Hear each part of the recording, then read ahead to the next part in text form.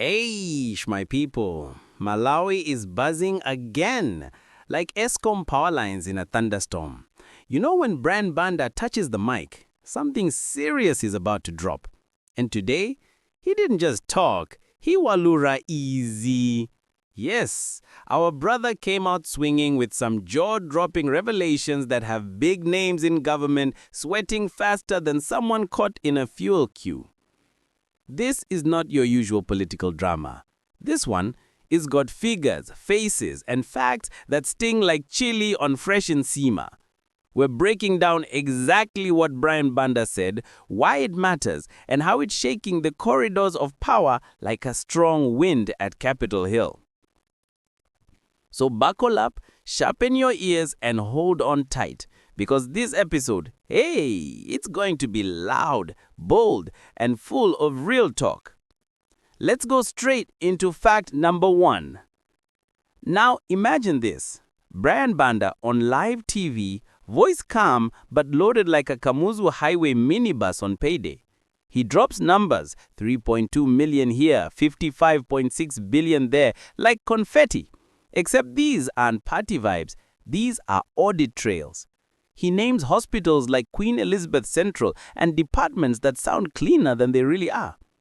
Where's the money, he asks. Simple question, dangerous timing. The studio froze. People at home paused their supper because Brian wasn't asking like a journalist, he was asking like a citizen who's tired of being played.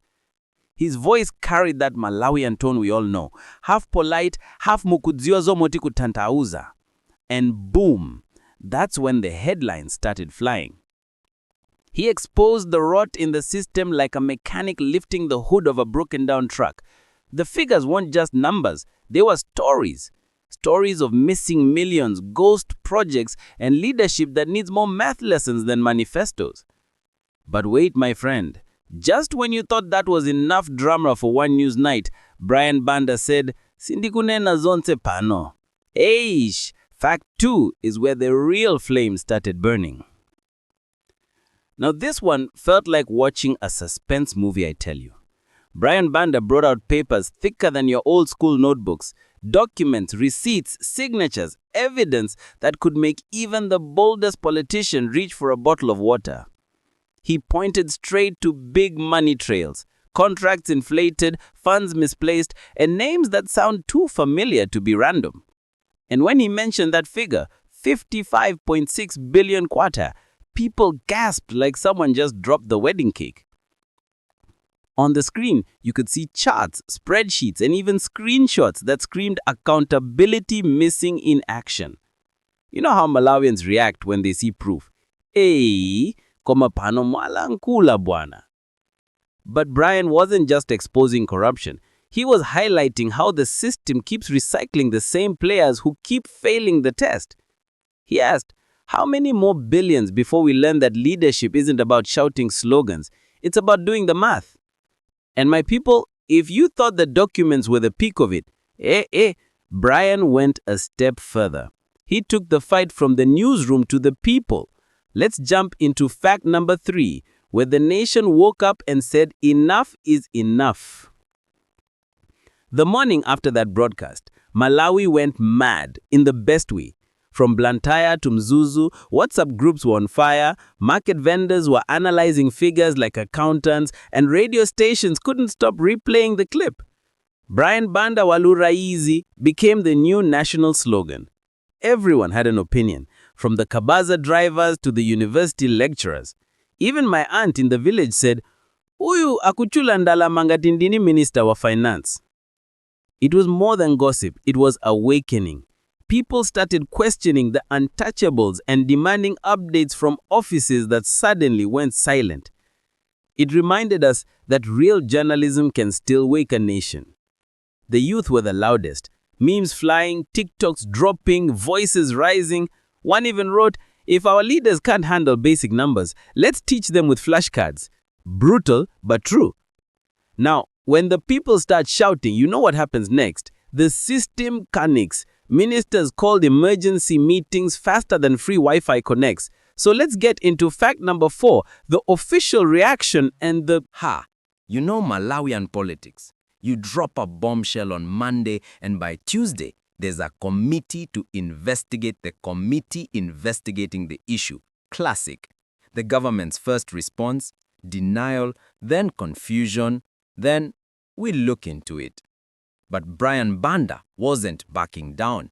He went on air again, calm as ever, saying, "We just want answers." Simple. And that simplicity scared people more than shouting ever could. Soon ministries started holding press briefings that sounded like comedy sketches. One official saying it's under control, another one saying we are still verifying. My friend, verifying what? The money's already done its disappearing act. But Malawians aren't buying the excuses anymore. We've seen this movie too many times. The people started demanding results, audits, transparency, resignations. Even some insiders whispered, "Mwaponda po apa," which means you've stepped on something big. But wait, Brian wasn't finished. Oh no, he saved the loudest clap for the finale. Let's close it off with Fact 5, the final challenge that turned this story from news to a national wake-up call. Now this is where Banda dropped the mic for real. He looked straight into the camera, paused and said, "Malawi deserves better. Leaders who can lead with their brains, not their slogans." Chills. He didn't just criticize, he challenged. He said if education, transparency, and competence aren't the new standards for leadership, then we are doomed to repeat the same mistakes. No diploma, no direction, he joked, but deep down, you knew it wasn't just a joke. He even proposed public vetting sessions for top officials, a real "are you qualified" showdown. Now, that's democracy with vibes. The crowd loved it. Even critics said, at least he's brave enough to say what everyone's thinking. And just like that, the conversation shifted from corruption to competence, from complaints to accountability. Banda didn't just talk, he walura easy. And now it's your turn to act. If you believe Malawi deserves better, hit that like button, subscribe to @GlobalPulse News, and drop your thoughts in the comments. Should leaders be vetted for competence?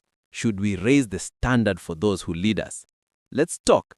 And hey, don't forget to show love to our sister channels for kids learning and entertainment. Balloon @Sparkling Kids, Star @Reima Fatima. Let's grow together and be one powerful family, informing, learning, and laughing along the way. Until next time, stay sharp, stay woke, and as we say in Malawi, osama halachete ngati zintu zikuyenda molo kwake.